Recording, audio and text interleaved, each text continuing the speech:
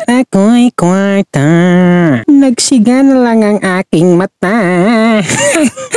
Ang ginadi nito ba? Maaga pala ako ngayong nagising sa mga buntagi na ito. Ang mga orasyon na ito ay alas kiting para bagting. Pumunta pala ako ngayon dito sa aming kusina dahil binabati kasi ako ng pagkatugnaw. Kaya nag-ani ako dito para mangapi. Ang lisod-lisod naman siguro ba kung ang iyong iim nun ay ice water na imbis ang tugnaw-tugnaw na ay masasumutan talaga yung pagkatugnaw. Wala ginadi.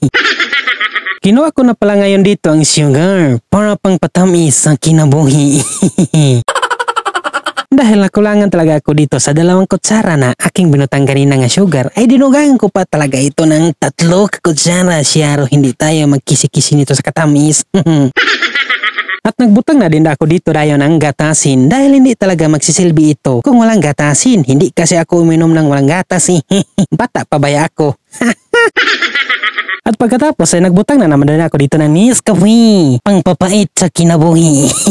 Nagplaster na din ako dito nang matapos ko itong pagmikos-mikosin na akin na din itong tinilawan. Grabe ko ang kuha ko talaga ang kanyang timplado eh. Sobrang tamis talaga. Siyaro hindi tayo mag-diabetes ito.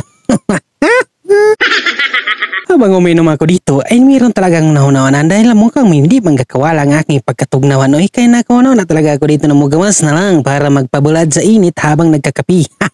Ito talaga ang kinagandahan ngayon dito dahil umiinom ka pa ng kape ay nagpainit ka pa. Siyaro hindi mawawala nitong katugnaw. Ang tsada-tsada talaga ng panahon ngayon dahil tingnan nyo yan, sobrang init talaga. Mukhang mahawasan talaga ako ngayon sa aking gibati nga pagkatugnaw. Nagtindog-tindog na din ako dito sa initan. Inom-inom din ng kapi. Grabe oh, muramag doon yun. Sobrang tsada-tsada talaga ng aking gibati dito dahil sobrang init na talaga ng aking kalawasan. Samot na siguro ito katsada kung yung aking kapi ay mayroong paris na panghamulo pero wala man ako makitang panghamulo dito eh. Wala na magulog akong kwarta.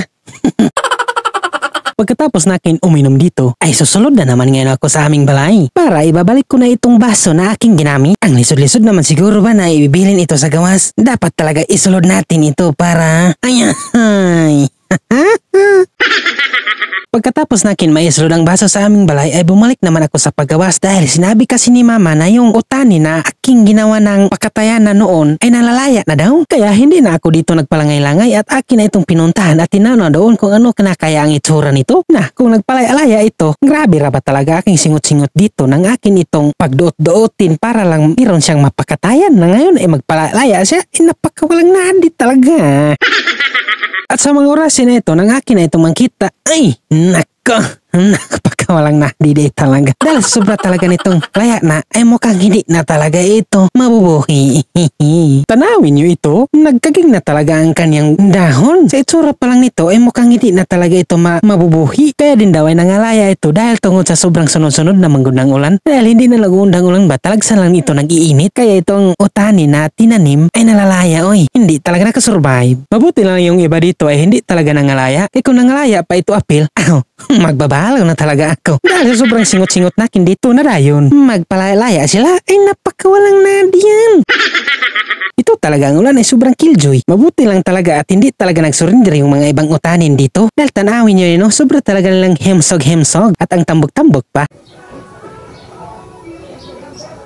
At sa mga oras na ito, ay grabe na talaga aking panghapak dito ng mga lamokin dahil titipok na sila dito sa aking til. Kaya bibo talaga aking pang-abog-abog dito eh. At nakaunan na din ako dito na bumalik na lang sa sulod ng aming balay. Pero habang padulong na sana ako sa sulod ng aming balay ay paghangad-hangad nakin dito ay meron ako nakita dito na gayilo-ilo lang. Ang kapayasin pala dito ay nahinog na at ang mukhang uber-uber na. Pero ang problema naman nakin dito ngayon kung unsain ko ito pagkuha dahil hindi man ako makasaka eh. Sobrang bugat-bugat na ba na aking tiyan kaya tama lang ako dito sa pagtanaw-tanaw, napakawalang nadi. Kaya ang aking binuhat na lang dito, ay akin na lang itong biniyaan. Dahil wala naman akong mahihimo, dahil hindi naman ako pakasaka. Nang nakapasok na ako dito sa aming balay, ay naglingkod din ako dito at naghuna-hunain ang dahil ng mga walang kanadihan.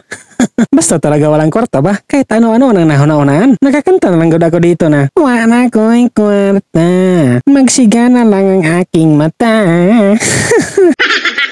At dito na nagtatapos ang ating video. Bye-bye!